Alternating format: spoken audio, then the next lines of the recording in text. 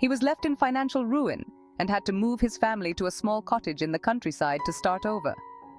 The two elder sisters were devastated at the loss of their wealth and status, but Beauty remained calm and composed, always finding solace in her books. Months passed, and the merchant received news that one of his ships had miraculously made it safely to port, with all of his cargo intact. He set off to the city to collect his goods and hopefully make enough money to restore his family's fortune. Before he left, he asked his daughters what gifts they would like him to bring back for them. The two elder sisters asked for extravagant dresses, jewelry, and other material possessions. Beauty, however, asked for nothing but a single rose. The merchant was puzzled by her request but promised to bring back whatever he could find. As he journeyed back home, the merchant was caught in a terrible storm. Lost and disoriented, he stumbled upon a magnificent castle in the middle of the forest. Seeking shelter, he entered the castle and found it deserted. There was a warm fire burning in the fireplace and a feast laid out on the table, as if someone had been expecting him. Suddenly, he heard a deep voice behind him. Turning around, he saw a terrifying beast standing before him. The beast demanded to know why he had trespassed in his castle. The merchant explained his situation and begged for mercy. The beast, moved by the merchant's plight, made him an offer. He could take whatever he wanted from the castle to save his family. But in return, he must send one of his daughters to live with the beast. The merchant, desperate to save his family, agreed to the beast's terms. He gathered as many riches as he could carry and set off for home. When he arrived, his daughters were overjoyed to see him and thrilled with the gifts he had brought for them. However, when Beauty learned of the deal he had made with the beast, she bravely volunteered to go in his place. The merchant was heartbroken, but knew that Beauty was his only hope of saving their family.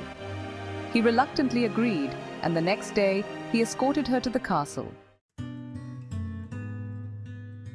Beauty was greeted by the beast, who was surprisingly gentle and kind. He showed her to a luxurious room and treated her with the utmost respect. Days turned into weeks, and Beauty grew to appreciate the beast's company.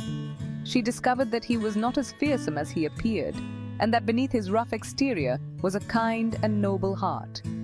The beast, in turn, was captivated by Beauty's intelligence, grace, and compassion. As time passed, Beauty and the beast formed a deep bond. Beauty began to see beyond his appearance and fell in love with the man he truly was.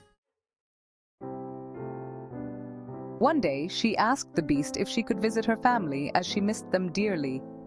The beast reluctantly agreed, knowing that she might never return.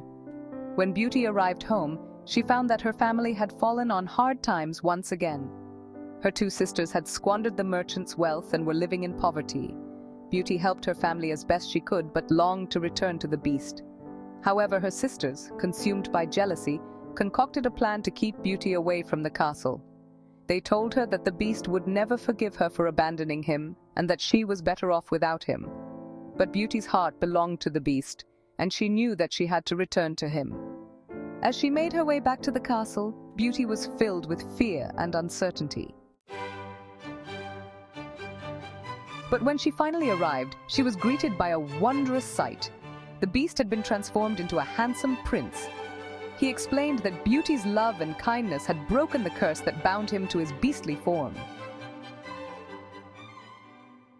Beauty and the prince were married in a lavish ceremony, surrounded by their families and friends. They lived happily ever after in the enchanted castle, where Beauty's love had worked a miracle that transformed both their lives forever. Beauty had learned that true beauty lies not in appearance, but in the kindness of one's heart.